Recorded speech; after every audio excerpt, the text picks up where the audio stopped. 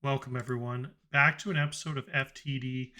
Today, I want to go over some exciting opening day stuff, some stats there, and just show you guys some of the top eligible draft guys now that their senior year has happened. So, if you look here, I have the standings. Uh, right off the bat, you'll notice Cleveland at 0 and 5, pretty shocking. Four of them have been one-run losses. I just noticed, so pretty unfortunate for them, but I'm sure they'll bounce back. Looks well, well talented team, like a 90-win team. Washington a really hot start, 5-0 so far. Looks like a really good squad this year. Milwaukee really good. Uh, One thing I noticed the other night was how insane Minnesota's defense has gotten. I didn't really notice until I started looking at their infielders a little closer.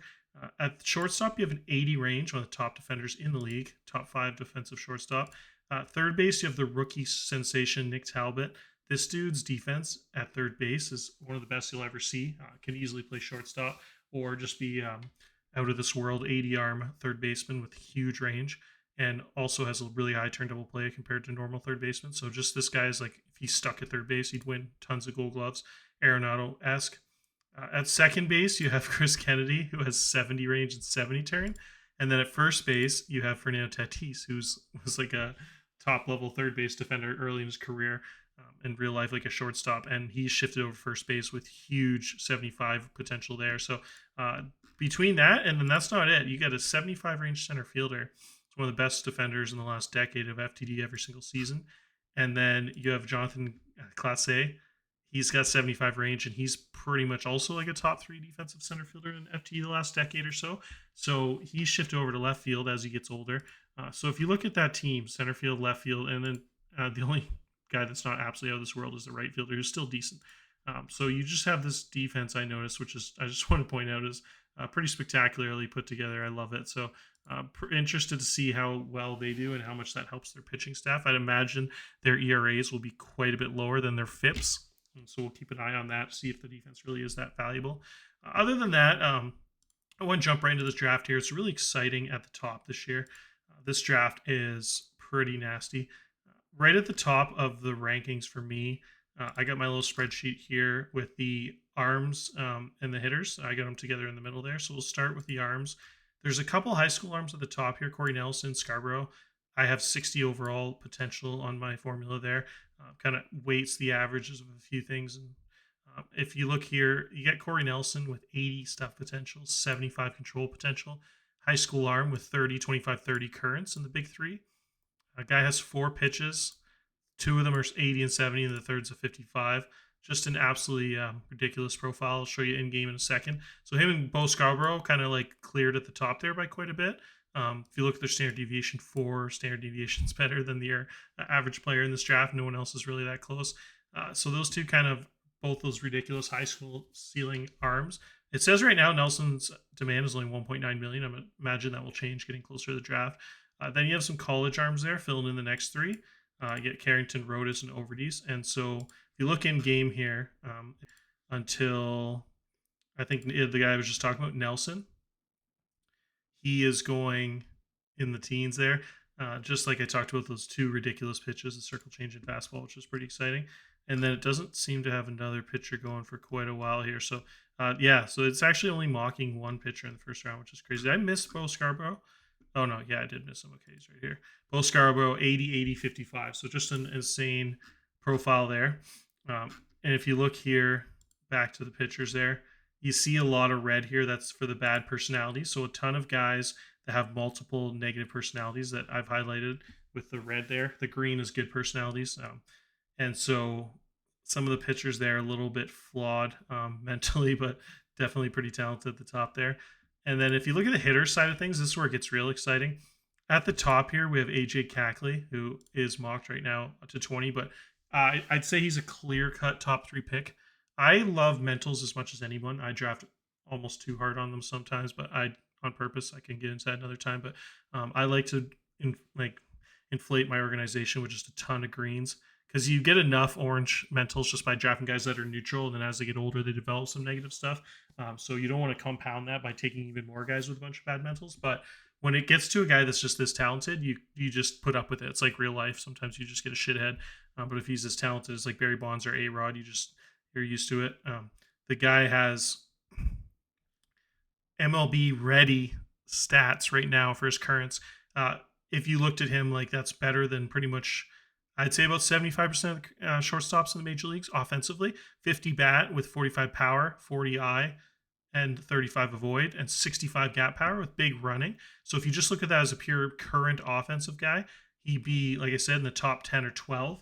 There's a ton of shortstops in this league that are 40 contact, 35 power, 45 contact, 40 power, 50 contact, 35 power. So the guy has almost 50 in both, just a little bit laggy on the approach, but just to show how good he is currently. So a lot of times the mentals have to do with development. You say like you don't want to draft an 18-year-old high school guy that has 25 currents because he probably won't develop, but he's already like this developed. Even if he doesn't really get much better, he's good enough to like start in the major leagues. So if you don't have already a ton of negative mental guys on your team, you can put up with like one bad one if you have a good locker room or something. So you just kind of sometimes gotta, I think, take a guy like this in the top three, even though it really sucks taking a guy that high that has 4 orange mentals. But defensively, he's an awesome shortstop, 70 range, big time air, huge arm, big turn double play, 70 defensive shortstop. And he's an elite base runner, 80 base running, can snag a bunch of bags. If you look at his college stats here, he hit 330, 21 home runs, which is ridiculous, 31 steals, so 52 combined steals and home runs. Major 5-tool player. And he's not just a 5-tool player, he's well beyond a 5-tool. One of the rare guys where he's a 5-tool plus, as in all the 5 tools are not just 50s, but there are 45s like major league average, but they're plus tools. So a very rare air type talent defensively. So right now at the top, there's him. Policarpo, I'd say, is right up there with Cackley. This guy's bat is also just about the same currently, but he doesn't have those bad mentals, and he also can play shortstop, probably more of a second baseman, but he can definitely survive at shortstop with how good he is offensively. 65 range in 55 arm, pretty solid there. So yeah, again, elite defensive second baseman. Not elite, but well above average. Or survive it short with a huge like 120 WRC plus bat.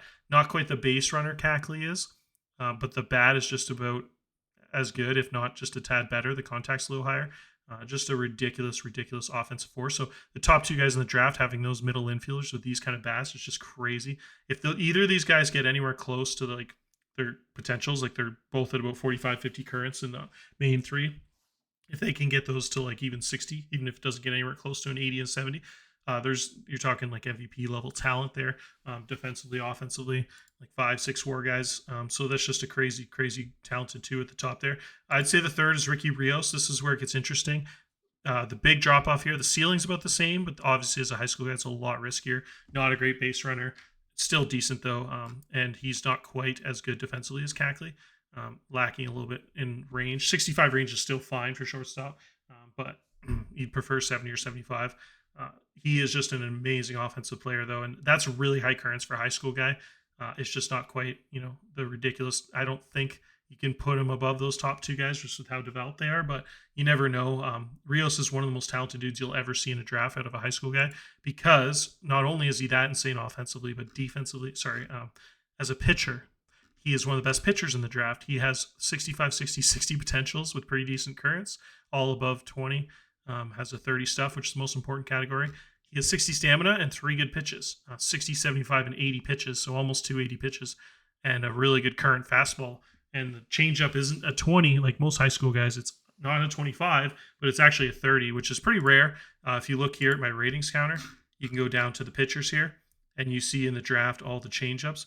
So the current changeups of the high school arms, you have 1 out of 279 high school arms in the draft that have changeups. Only 1 of them has a 35, and then only 12 of them have a 30. So he's one of those 12. So he's in the 95th, 94th percentile there for high school arm changeups, which just shows how insane he is.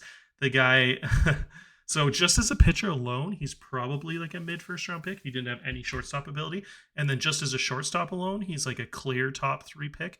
So when you combine a guy that is like a top 20 talent at both positions, you're talking like an Ohtani level ceiling. So it is possible. You can talk yourself into taking him over Cackley or Policarpo, but these 3 are just an incredible group of talent. And again, Corey Nelson, some people that like the arms, doesn't get much better than that for a high school pitcher. So you could almost group him in with that, although he's a lot riskier than those 3 shortstops. second baseman types. So at first, when I started looking at the draft, it was kind of those three position players were clear top three. But then I had a crazy with the new draft class coming in, updates their senior or junior college years or senior high school year stats. So Akers just got even better. Akers was 65 power before and 55 I. He has jumped for me ridiculous 10 current power, 10 potential power, 10 current I, 10 potential I, and he jumped 10 current contact. So now I'd say he's right up there with those guys, and he is actually a second baseman. I'd say 60 range, 55 turn with 50 air. So 60 range second baseman, nothing, not too shabby at all. There's probably only about 5 or 10 of those in the league that have at least 60 or above. Most guys have 55. So be in the top 15, probably defensive second baseman with that kind of bat. Really puts him just a notch below Polycarpo, I'd say, if you compare those two. They're pretty much the same bat. Polycarpo just has a 65 range, where Akers has like a 60, but really, really close. Just a little bit low in a Voit K, but not too bad for how hard he hits the ball. Really like a Cody Bellinger type offense profile. Again, 45 current power from a college guy is just insane. One of the best college seasons you'll ever see. I think he for sure would have won the Golden Spikes there. 373 batting average, 450 on base percentage, 23 home runs, 35 stolen bases, 4.6 WAR in 56 games. So just an absolutely dominant season. So I'd say with those progressions my scout has on him, I'd say he's clearly in that top group too.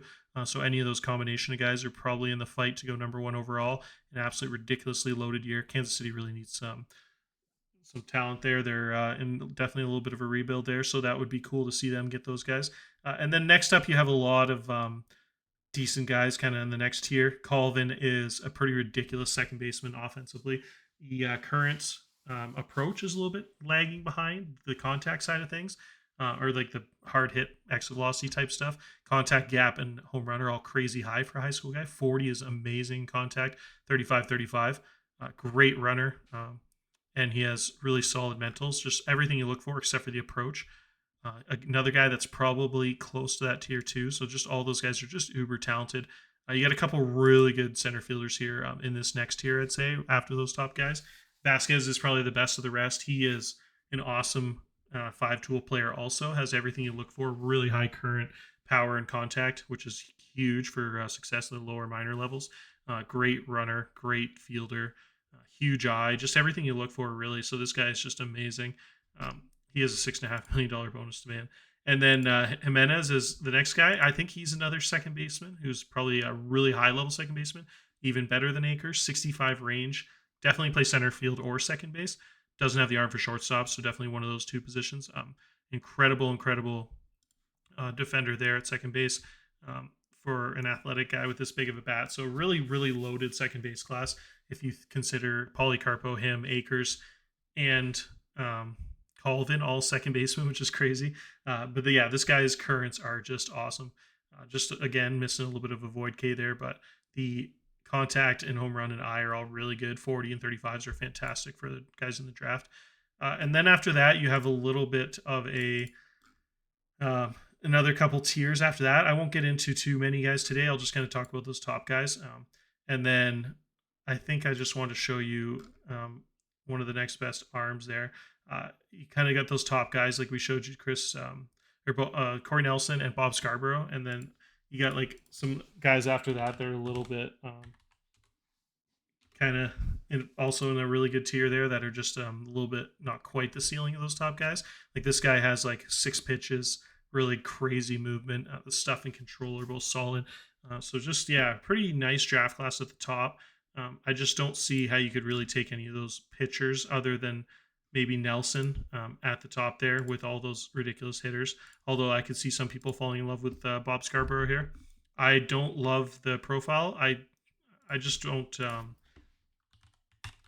I've seen too many of those guys bust out that have the really bad third pitch changeup that just never develops and the low control. A ton of those guys just seem to turn into like never get that control and just kind of end up being pretty good relievers. So the ceiling's still there, but tough to take that over an elite position player. But yeah, we'll see. You never know as you get close to the draft, maybe his control and changeup will get a little better. But yeah, he's an expensive guy too, $6 million demand. I think the demands here at the top, there's an impossible signee that, this is the other polarizing guy I want to talk about. Ted Karras. Ted Karras is, yeah, definitely the most polarized guy, other than maybe Cackley, if you consider him with the 4 bad mentals at the top of the draft there, polarizing. Karras also has the bad mentals, low work ethic, low adaptability, and he has the impossible signee, which is still possible. You just got to offer him a ton of money. So you probably got to go to like 8 or 9 million for this guy. But he is an insane ceiling third baseman. The currents are average for like a first round pick high school guy with a couple 30s, which is good to see. And probably the 2 most important categories, in my opinion, home run and I. But 25s everywhere else. Not a great runner, but for third base, it's not the end of the world. Incredible third base defender, and incredible ADI are really standout key categories. So if he can get anywhere close to that ceiling, guy's going to be an amazing player. So it's going to be interesting to see who pulls the trigger on him, as there's a couple minor red flags, but the ceiling is just unbelievable for him. So another guy I just thought was really interesting in this draft. So yeah, that's it for now. I just kind of wanted to do a quick little episode based on the opening day. This year is going to be pretty fun. I could just see a lot of crazy stuff happening already the first sim of the year. And I just think it's going to be an interesting year for kind of some turnover here and see what teams can kind of come up from the ashes. There's a lot of teams that look a lot different from last year, highlighted by Chicago, almost an entirely new lineup. They just went and signed a couple of Cleveland guys with Bregman there, and then they got Colorado guy JJ Bleday, and they signed Milwaukee's DH from last year, Andrew Vaughn. So you got 3 of the better hitters crossing over from the AL onto their team there. Signed Nate Stevens, a nice veteran leader catcher, and like your eyes there. So it's just almost a whole new team, which is kind of cool to see. Nice big budget there. They did a good job of selling off last year when they weren't in the hunt and picking up some nice prospects, and then used a lot of that free money to go out and get some new players for this season. So that was kind of cool, I thought, on Chicago's part. And obviously Cincinnati did a really good job. They're going all in here, it looks like. Really aggressive trades in the offseason, which I love to see. Picked up a lot of really nice players, big bat there in Rojas for the middle of their lineup. They picked up one of my favorite utility guys in the league, Vinny Barreno, 60 home run power, can play a lot of positions, center field, second base, shortstop, right field, just awesome all around. Petey Halpin was another big addition there, 75 range center fielder. So there's some cool moves out of him, and then made a big one to go and get their ace, Israel from Tampa Bay. So made a ton of moves there and a bunch I haven't even got into yet. And then you got kind of like a lot of teams stayed pretty similar in the AL now that I look at it. Not a lot of changes from some of these teams in the offseason. Colorado looks a lot different. They went out and signed the megastar Isaac Pacheco, but they also lost a lot, so it might kind of even itself out. But in middle of the field of Royce Lewis and Pacheco is about as good as you'll see. Those two guys are both MVP candidates every single season and all-time greats. They've developed in FTD, so that's pretty cool to see. Got some another star there they picked up in Steve Richardson. So had a ton of money from losing a lot of big contracts and went out and spent it on 2 mega stars there, and Richardson, Pacheco, who were Pittsburgh teammates a couple years ago and were like first and second in the MVP a couple times. So pretty cool additions there, and just went and traded for a nice catcher who's been the All-Star game the last 2 seasons. So definitely a lot different looking Colorado team, but a lot of other teams in the AL are pretty similar from last year. So yeah, that's about it for this episode. I'll end it there. I don't want to get rambling on too long, but hope you guys enjoy. And I always like going over the draft stuff, so that's pretty fun to take a peek at those top guys this year. All right, cheers, guys.